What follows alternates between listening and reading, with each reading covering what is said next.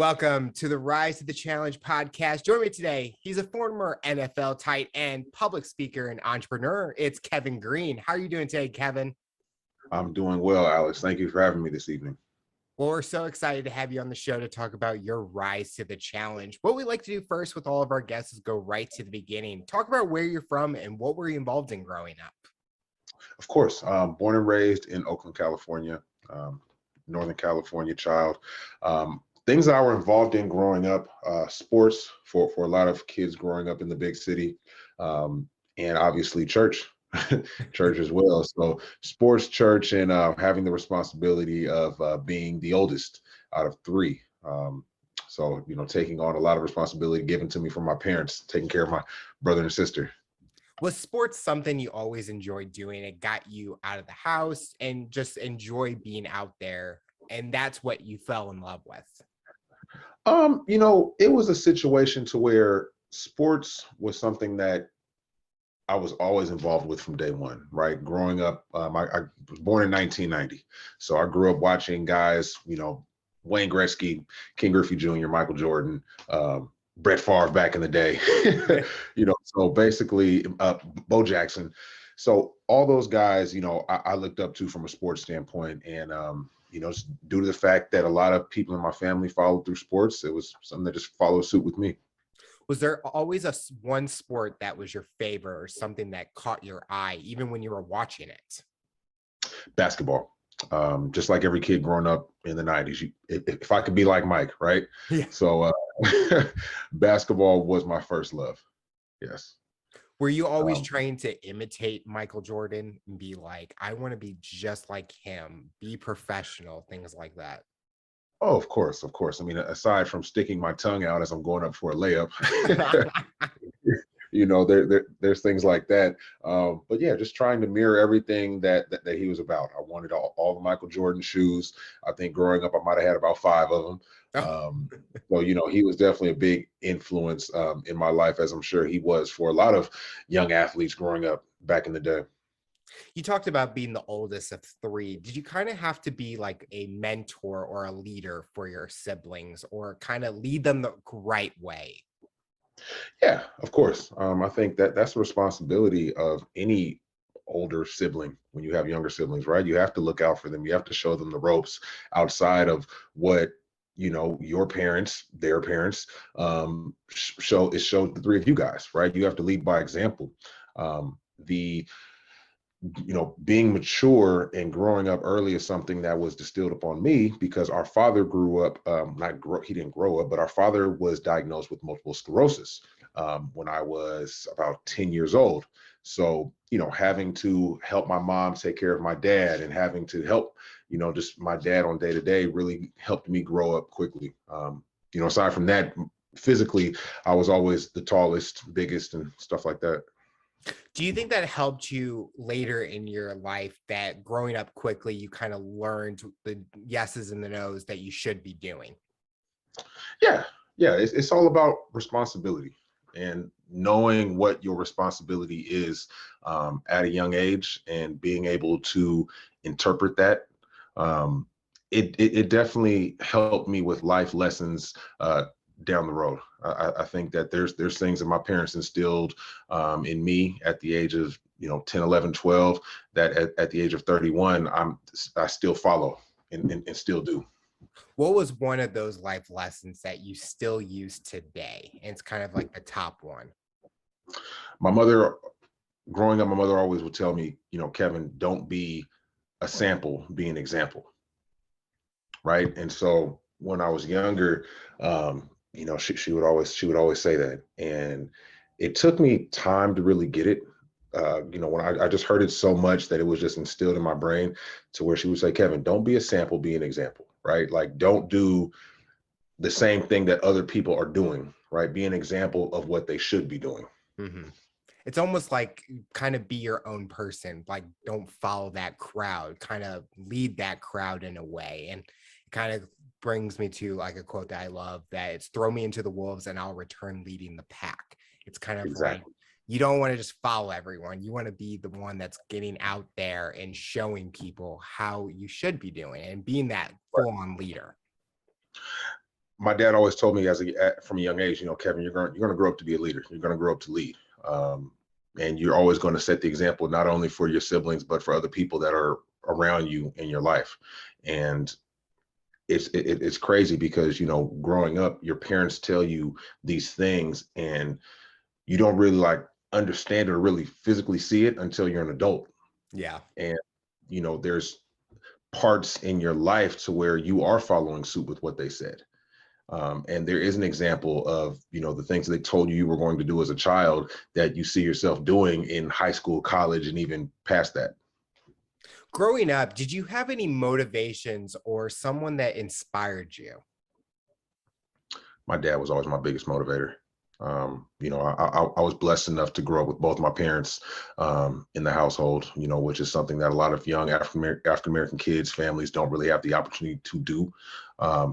So, because of my dad's illness, he was always my biggest motivator, because if I can see that man, go from walking on 2 feet to a cane, to a walker, to a wheelchair, to a motorized wheelchair, right? If I could see that whole decline, if you will, right?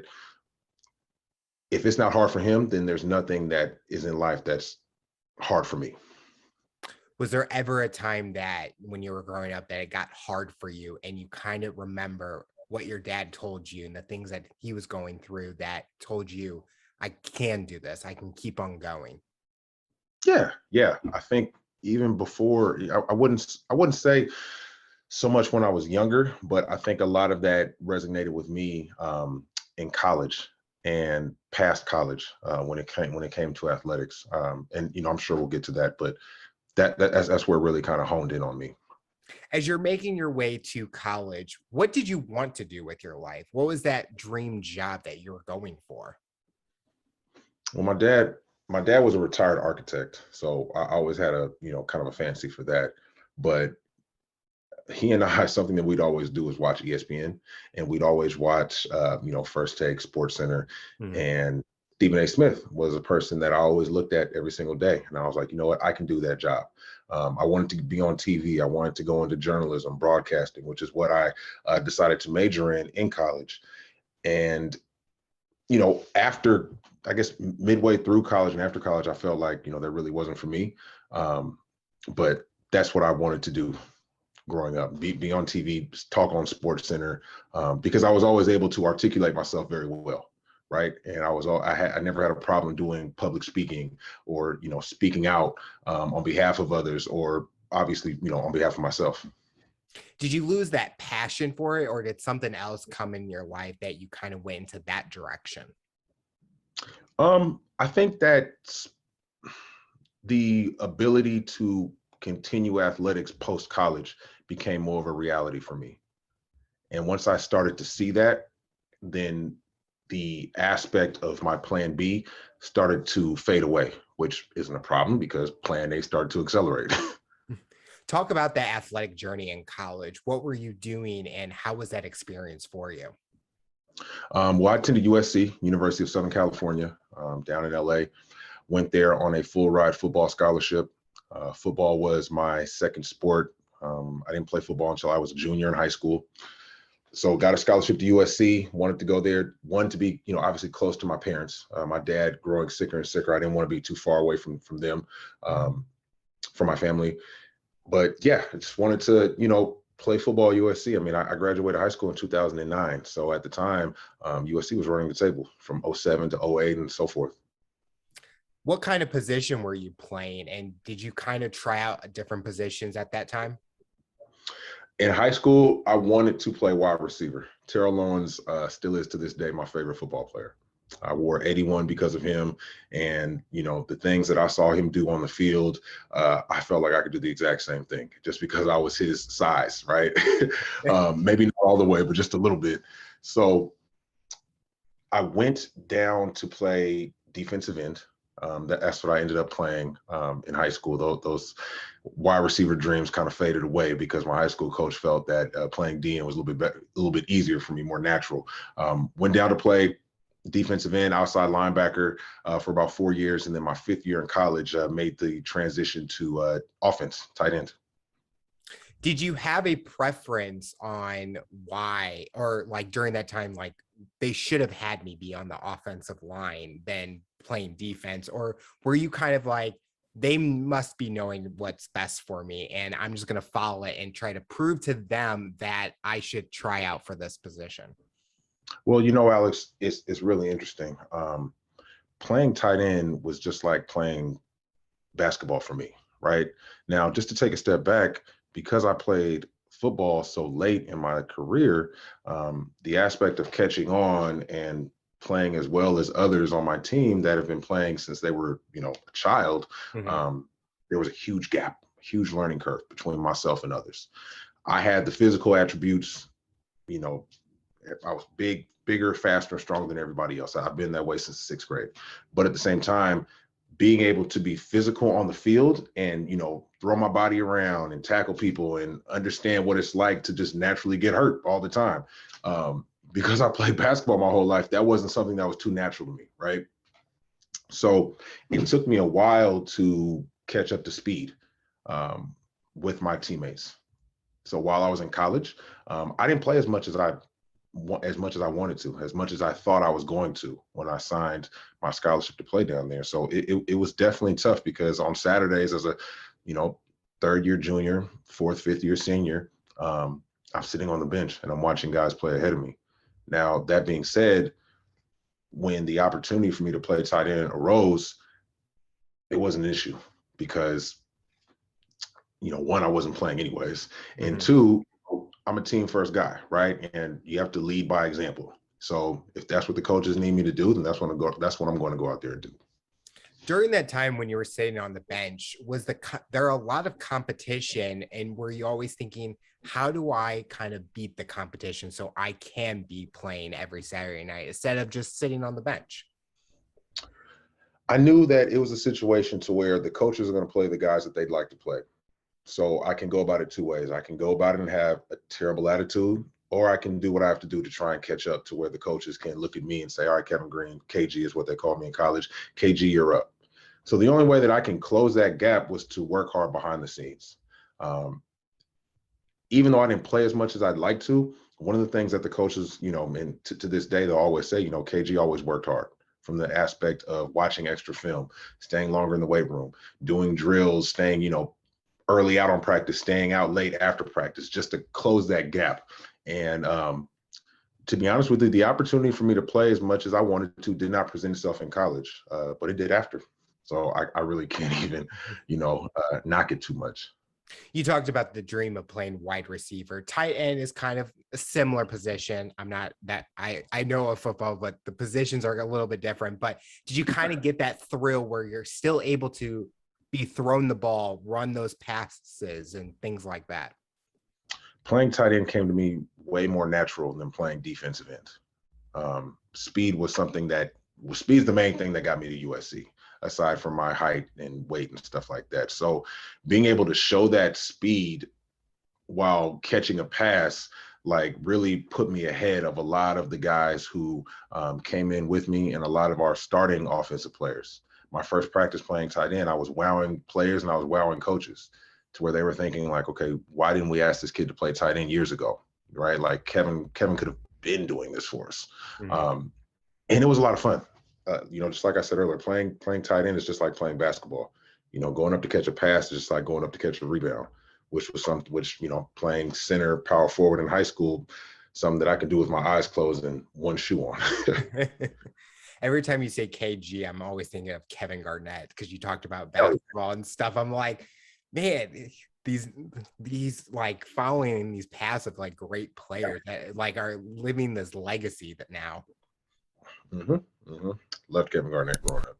During this time, your third, fourth, fifth year, are you thinking about, I want to go pro, or that it's not guaranteed that I need that backup plan?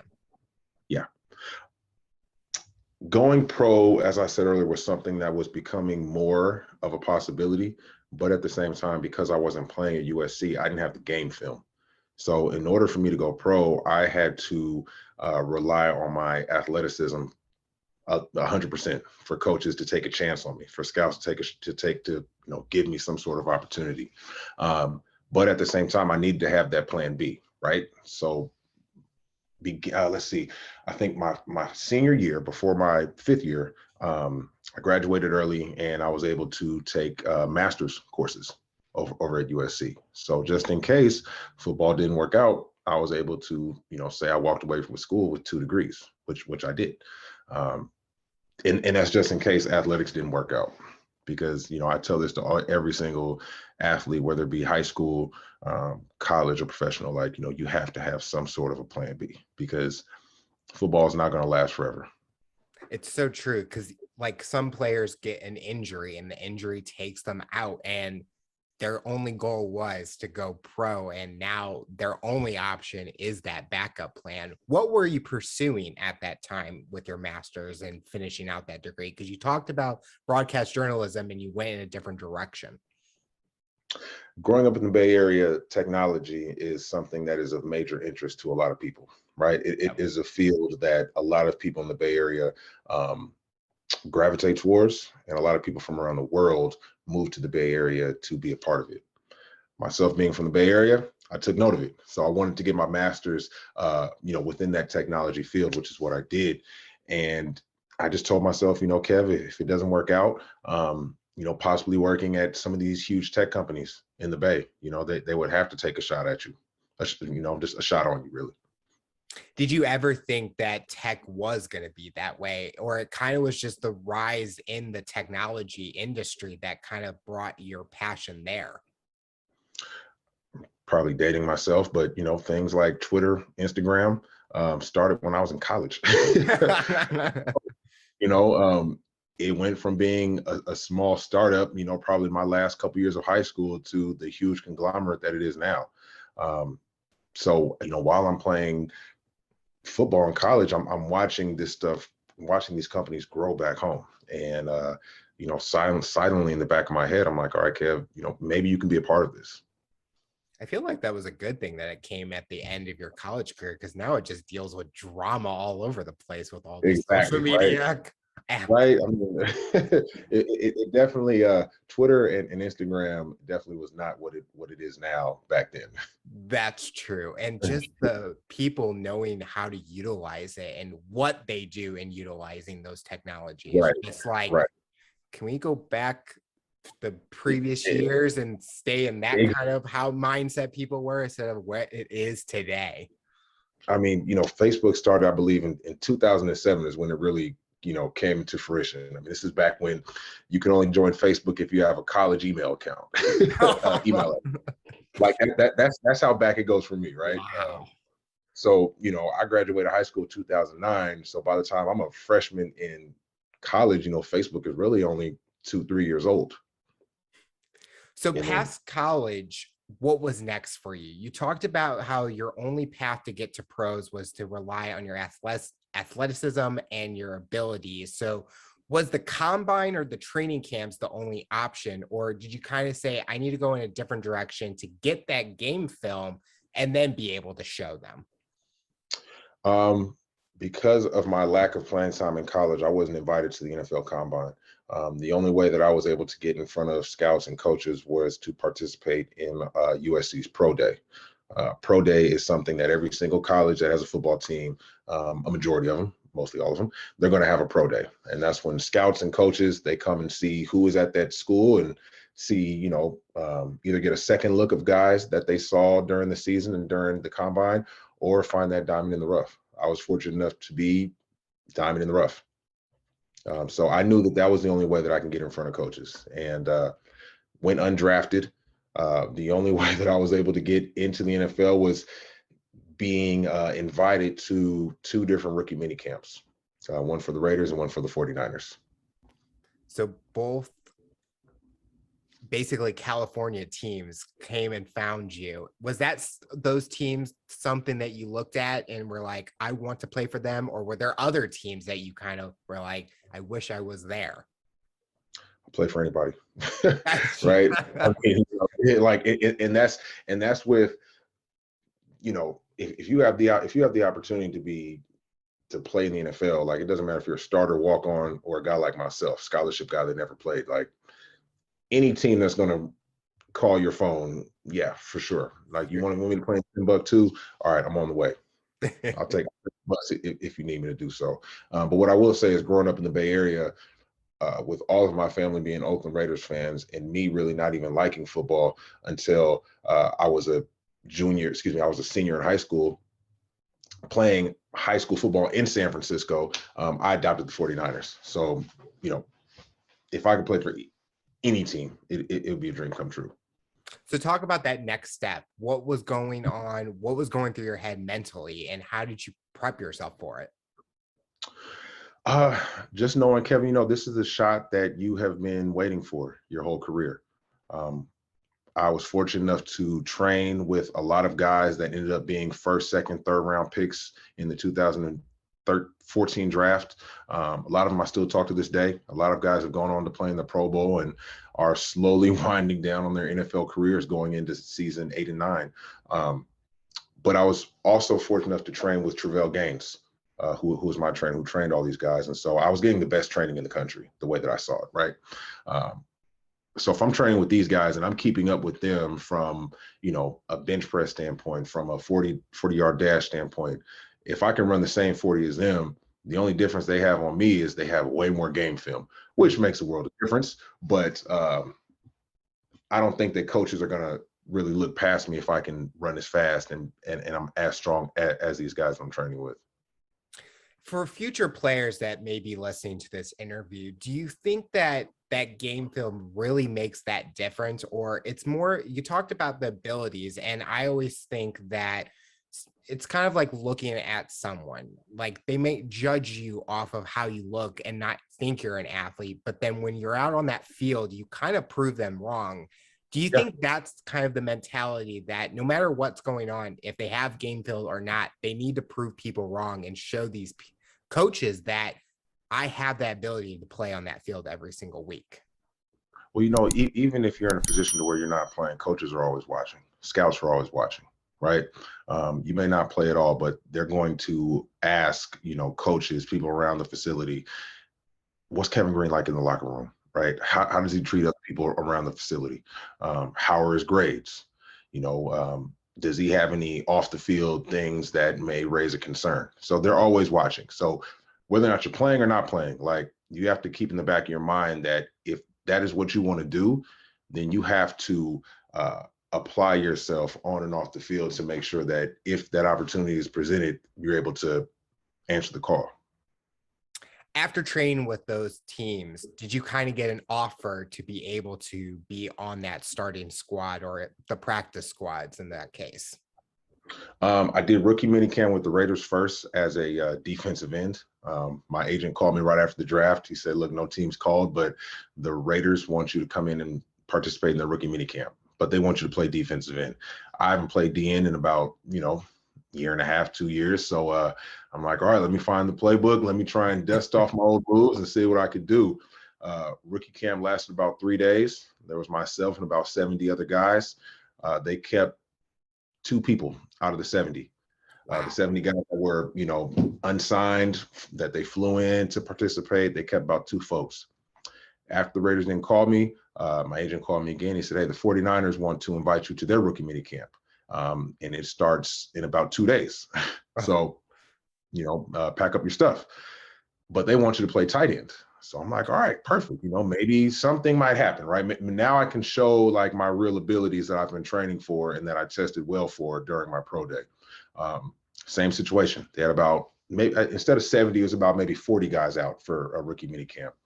And the 49ers called my name after I was done to play tight end. And that's where I got my start. How did that feel when you got that call? Did you kind of feel a sense of accomplishment? I was able to succeed in something and show that I have what it takes.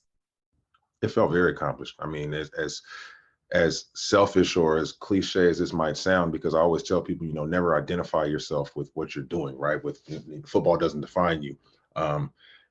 Not being on a team, I felt outside the bubble because everybody else that I went to school with, that came out with me during that draft class, they were all on a team in some way, shape, or form. And I was the only one that was still scratching and clawing. So when they called my name, I felt like I was inside the bubble.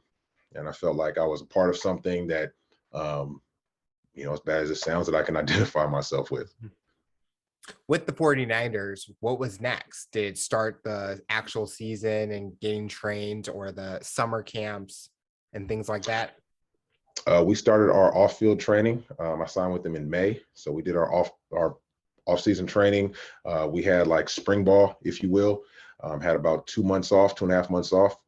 Rookies report 2 weeks early prior to training camp, and then training camp from there. As we say in the locker room, it's live bullets. It's real. That's when things get real.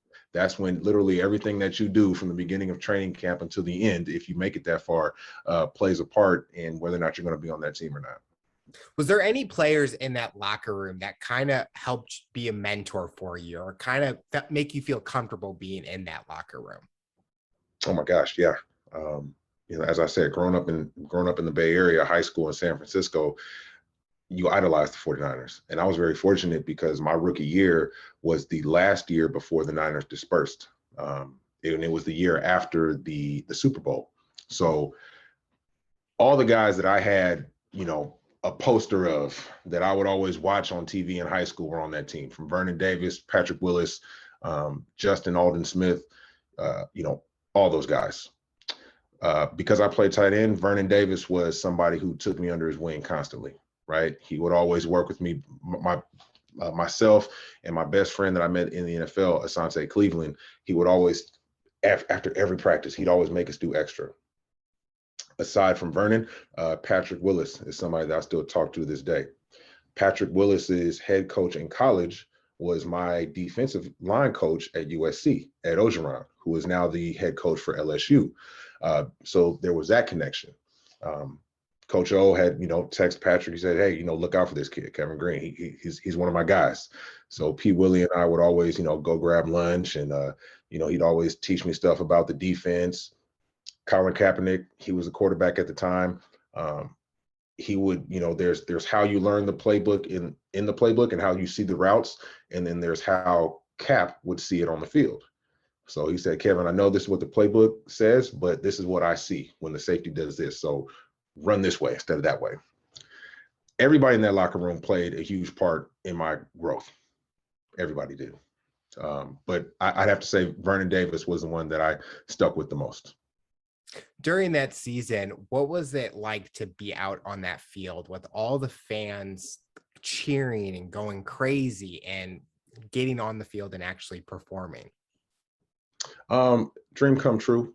But, honestly, playing football at USC, we're used to that. And I don't want to toot our horn, but we're used to that. Right? I mean, we're used to having 80,000 people screaming at us when we come out the tunnel, as does, places like Ohio State, LSU, Florida.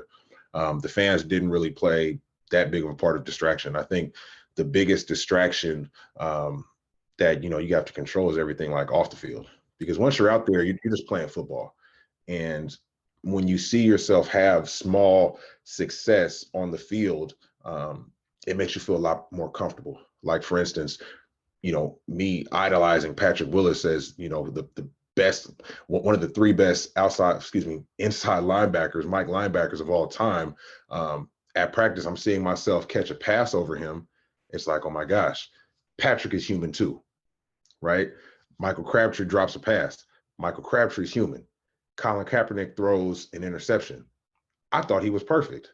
So seeing these things, being able to play well around these guys, made me feel more comfortable on the field. So when it was time to strap my helmet on, it's just like practice. It came extremely natural. You brought up something very important with off the field and distractions being there. Were you someone that looked at the media? You talked about SportsCenter was something huge that you looked up to or you watched growing up. When you were done playing a game, did you kind of leave that behind and did not pay attention to what the media or reporters or anything were saying if you had a day where it didn't go your way? To be honest with you, shoot, they really weren't talking about me too much. But or just like the team in general. Yeah. There's stuff they say about the team. There's stuff they say about the head coach, Coach Harbaugh, this might be his last year. The 49ers are too old. But aside from that, what I really mean as far as off-field distractions can be things as far as, family, and it can Mhm. be things as far as, women off the field, and just being able to um, handle your money on the field as well too. Oh, excuse me, off the field. Those are distractions that present themselves to every single, young professional athlete in the NFL when he first starts. And you have to be able to keep your blinders on, as my mom would say, growing up, to where you don't let those three things distract you.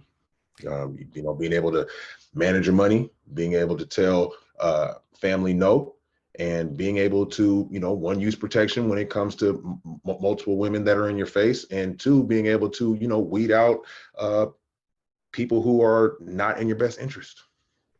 With being a young athlete, being in the spotlight or being on a professional league, did those temptations ever get to you, or were you able to learn from those lessons that your parents taught you at a young age and it helped you be able to navigate through everything? I mean, temptation is always there, but you have to be able to balance it. Um, I like even to this day, right? And my NFL days are over. I would never tell a player to, yes, save your money, right? Yes, be smart with it. But at the same time, you've worked your whole life to make X amount of dollars. Mm-hmm. Have fun. Have fun with it. Like you want to buy those Jordans, go buy them because you can afford it, right? Um, you want to go buy that car, hey, you've worked your whole life. You've done a million push-ups your whole life to be able to afford that car. Go get it. Go get it. Now at the same time, you got it. Does that car define you? No. Do you need 6 of them? No. You know what I'm saying? Like, Yeah. because you are a young rookie, right? Because you're not making, $15 million a year like the guy 2 rows down from you in the locker room, Yep. right? But at the same time, like, you've worked your butt off your whole life. You've made it. Have fun, but be smart while you're having fun. Kind of a fun question. What was that first big purchase or fun purchase you made with your pro league money salary? Well, I started off on practice squad, man. So I still had my 2002 Honda Accord while I was in the league. I mean, guys would make fun of me all the time. They were like, Kevin, I have a weed eater at home that's louder than your car. So it definitely wasn't a new car. Asante and I, we were really big fans of sneakers and stuff. So, you know, buying shoes all the time. I think buying like designer shoes, designer like Yeezys and stuff like that. Like we see some Yeezys, $700, $800. It's like, oh yeah, no problem. you want card or cash. Oh, So stuff like that. Like I never bought anything too crazy. I never bought any jewelry. A lot of my stuff was just on shoes, clothes and things of that nature. I think I just remember being able to fill my gas tank up the first time I got some NFL money, and being able to fill my gas tank up and not having to check my account to see if there's anything left in there. I think that was like my, realization, like as far as off the field is concerned, like mhm. I'm in the league now, like I can afford these things. I don't have to put just $20 in the tank to put on half a tank so I can get from A to B. Like Yep. I can fill the gas tank up 6 times over if I wanted. Little stuff like that, right? When you're fresh out of college and you start making, 6 figures in the league, it's like, damn, this feels good. I just can't believe $800 pair of shoes. I'm like, oh, is Oh, your it's do you have a full closet right now of shoes? Like, you know how like you go to these yeah, fancy closets, just like floor to ceiling, it's just shelving. yeah. I feel like yours is just shoes on this whole shelf. You know what, man? It very much used to be like that. But at the age of 31, I mean, I probably have a 4 shoe rotation that I'm always wearing. So all the Jordans and all the Yeezys that I bought during my playing days, I mean, I gave half of them away and I sold the other ones to where it's like now, I go for comfort instead of style. I can't do the bright colors and everything. I just go for the shoes that get me from A to B. Yeah, that's how You I know? am. I'm like, I don't care what these are as long as I can walk in them. It feels comfortable. Exactly. That is fine for me. Right. That being said, I still do have a bunch of nice sneakers in my closet. It may not be a room, but it's probably about a closet full now. So talk about, you kind of talked, or when we were initially talking, you had a short career. When you Mhm. had to change teams, or the talk of changing teams came up, were you Yeah. ever nervous, like am I going to go? But you talked about, you said, I didn't care where I went as long as I get to play. But talk Yeah. about that experience and what was going on, because I think nowadays with media, and there's been big players and they're like, where is this person going? And it's always like, how does that player feel in that situation? It's tough being cut. It's tough. I mean, when I first signed with the Niners, I thought I was going to spend the rest of my career there. And not knowing, what was going to happen if they did cut me, right? When they did cut me, I thought my football career, I thought it was over. I said, all right, Kev, well, that was fun. You played 1 year. Time to go back and fall back on your degrees that you got from SC. But me not knowing how things worked, my agent called me and said, hey, this team wants you. So pack up your stuff. This is where you're headed next.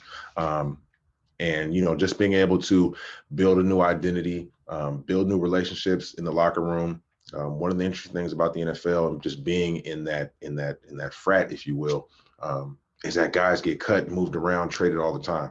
So, you may see a guy across the country for another team that you had training camp with on the other side of with the Niners, right? Or you may see a guy that you trained with when you were getting ready for pro day and the combine, and now you guys are on the same team. And so there's that brotherhood to where it's like, man, look, man, we're on the same boat. You could be here one day and not be here the next because I'm that guy. What were the different teams in your path during your career? From the 49ers, I went to the Cincinnati Bengals. From the Cincinnati Bengals, I went to the Carolina Panthers. And then from there, I went to the Tennessee Titans, where I finished my career. Were each team a 1 year lasting, or did any of these teams last more than a year? My shortest stint was probably the Bengals. That was more so just half the season. And then finished my last 2.5 years with the Panthers and the Titans. Were you surprised how long your career was, or were you just happy that you got to play and were happy with anything? Because a lot of people, sometimes they have that one season and then they're just done and they're just shocked at what happened because no other team wants to pick them up. I think for a guy in my position that went to, arguably the best college, and I'm not even gonna argue, that went to the best college to play football, that did not play football at the best college to play football, that got an opportunity to make it to the NFL. Like, the fact that I was able to squeeze 4 years out is a dream come true, Alex. I mean, there were guys that started over me, and there's guys that were older than me in the same position that I played that did not play as long as I did. So, the fact that I was able to do what I did in the league, just, being on practice squad and stuff like that, or, moving up to active a little bit, like, I think it speaks volume to my hard work, and it's definitely a blessing to, that I was able to do it. So what was next? What was after the NFL? When you were done, you had those degrees. What did you fall back to now? Fell back into tech. Wanted to move back into the Bay Area, get into tech. I felt like that was my calling, in particular in tech, getting into sales. To me, sales was just like being, an athlete. You got to talk to people. You work with people on your team. You're coachable, and I think just being like a personable person that I am, it came natural as far as communicating with people. What's the biggest skill from your football days that helped you in working with the companies that you did work with, or in sales or in tech? Discipline. Anybody that knows me when I first started my tech career, working at Salesforce, knows that I was always the first person in the office every morning. 6:30 a.m. I'm in the office, like literally turning the lights on. And then people would trickle in and people would say, man, KG, like, you must sleep in here. I'm like, if I could, I would. But, just just the discipline aspect of being able to be assigned a task, having that task be done at said amount of time, and just being able to do it day in and day out. That's the biggest thing that I took from sports. Each day that you were working in tech, did you kind of get that passion and it was growing each and every day? Or did it kind of trickle each day? Like, I'm enjoying it, but I'm not enjoying it. I feel like I could be doing something else. No, I enjoyed it because I was doing something well and something that I've never done before. So each day that I see myself, excelling in tech sales, I'm like, KG, like you had no idea what if somebody were to ask you um, how to do what you're doing now a year and a half ago, you would look at them like they're speaking a different language, right? Um, so I had and I'm having fun with it because I'm seeing myself progress in something different outside of what my life was identified for since I was 6, sports. Do you play any sports as like rec or something that kind of keeps that passion of sports back, like going back to basketball, unless you enjoy getting tackled still with Yeah. football or rec football? But do you kind of keep that going at the same time since that was a big part of your life? You have to. I think for a lot of not even professional, but just ex athletes, right? When you're done putting on those cleats or dribbling that ball or whatnot, you have to find something active that keeps you going, that keeps you sane, that helps protect like your mental well being. I still play basketball, just to get up and down the court, get some cardio, but my main passion has been cycling. I bought a bike during the pandemic, and I am constantly putting miles into that thing. If not outside on my bike, I have a Peloton as well. And every single day, I am on my Peloton, trying my best to beat out my buddies. Whenever we take classes together, so I'm always doing stuff like that. Yeah, I just bought not a Peloton, but something similar. And I never thought I was going to be ever biking. But when I'm doing Right. those classes and they're like at these amazing destinations, I'm like, can I just be there right now? But you talked about Exactly. cycling. And so are we going to see you go from NFL, Olympics, and cycling? I mean, you never know nowadays.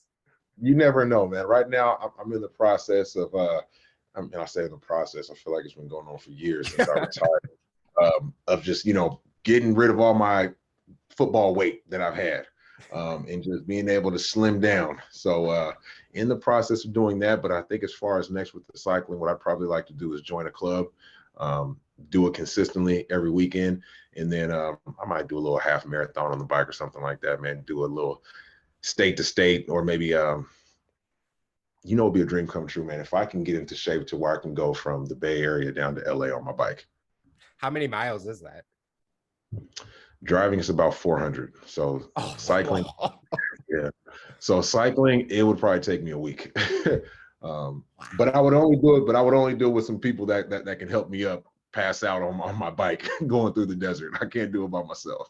Oh man, there was a guest of mine. He went from one side of Canada to the other side of Canada on his bike. And Wow. I mean, that's probably way more than 400 miles, but that would be, I mean, you talked about something like you talked about being goal driven or following your passions. That would be a huge goal to set for yourself. And if showing people in that you did it and you just feel that sense of accomplishment, like when you made the pro team.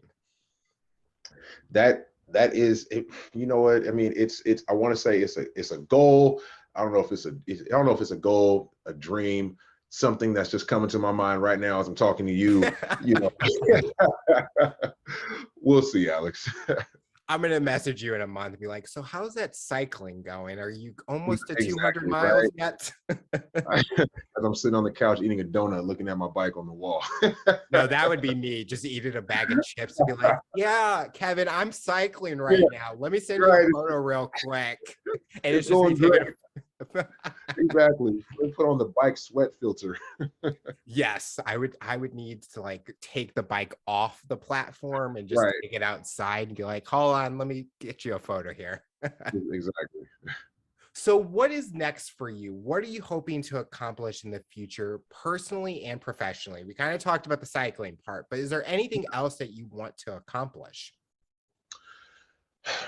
I think right now, because I'm only 3.5, 4 years into my post career, I love the progression that I've been doing. I love seeing myself excel in something that I had no idea what the hell I was doing a couple years ago. And people ask me that, like, what is next? What is next? And you would think 3.5, 4 years into it that I'd be able to have, said goal, right? Mhm. Um, but I'm just loving seeing myself excel doing what I'm doing. I don't know what's next. I have no idea. If I were to pinpoint it, I'd say continue to be in tech, continue to grow, continue to lead people through my actions, continue to motivate them on and off the field, excuse me, in and out of the office, you know, things like that, things of that nature. Right now, I'm doing tech sales. I think next, what I can see myself doing is more of a public speaking role within tech to motivate, men and women of color, to motivate minorities, to let them know that you can do this too. And I know there's not a lot of people who look like you that are in this field, but don't let how what you see in the mirror deter you from taking a part in this field, because it's a possibility. So to answer your question, that's what I could see is next for myself.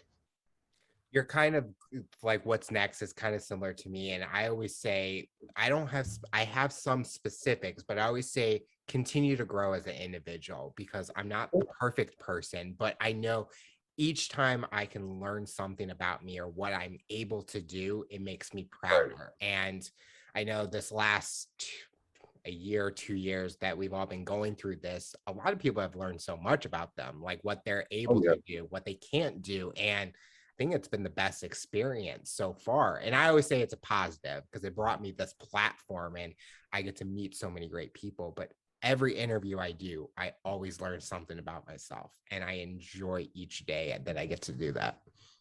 I love that answer, man. I mean, if that's what you're taking from it, Alex, then like you're clearly doing the right thing.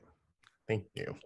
Have you Yeah. had any opportunities with public speaking? Have you been asked to do any public speaking? Because you talked about that's something you want to get into, or this is something that you feel that through your experience, it's kind of in a path that's not out there that no one is talking about it yet. Because the first time we talked, you kind of mentioned the whole I'm a football player going into tech, and there's not that many people out there that does that. And to me, that caught my eye because it's like it's so true. It's something that Right. differentiates yourself out there.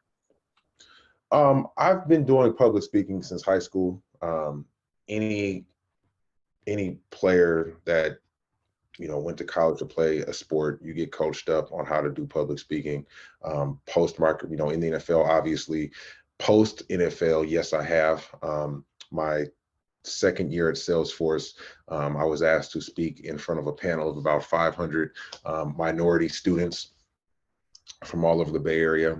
Spoke to them for about 30 minutes. Had the opportunity to interview Miss Yara Shahidi from the show Blackish and Grownish. Big time actress. So, I had a lot of fun speaking to her, talking to her about her life and what she does off the camera. So things like that. I've done multiple, I mean, I know it's not public, but I've done multiple podcasts like this. I've done in-person interviews that are recorded. It's on my LinkedIn. So I enjoy that stuff. I enjoy it a lot. I mean, I've always been that way. The final question I'll ask you for someone that's listening to this interview based on your journey and experience, what tips or advice would you give them to overcome obstacles, accomplish their goals, and rise to the challenge? I'd say break down the barrier of being vulnerable. I can only speak from, I mean, I can't say I can only speak from this perspective, but as Black men, we have a huge barrier in front of us, and we're scared to be vulnerable in front of others. I was talking to my manager a couple weeks ago about this.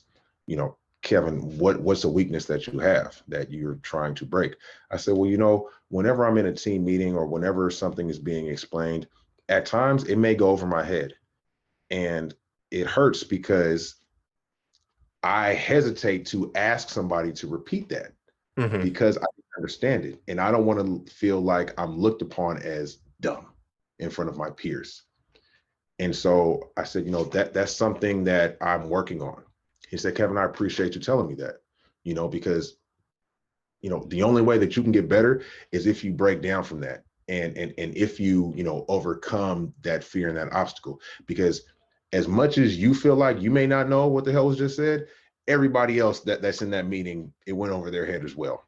Mhm. So if you're the individual to ask a question, to have that repeated, you get looked upon as the leader, and you're setting that example, you know, Yep. of putting your best foot forward, sticking your neck out there, what have you. So if you want to, reach those goals and whatnot, I'd say break down, the barrier of not being able to be vulnerable in front of others. Well, Kevin, I want to thank you so much for sharing your rise to the challenge. You're inspiring so many people, and we're excited to see what the future looks like for you. Alex, I appreciate your time. Thank you.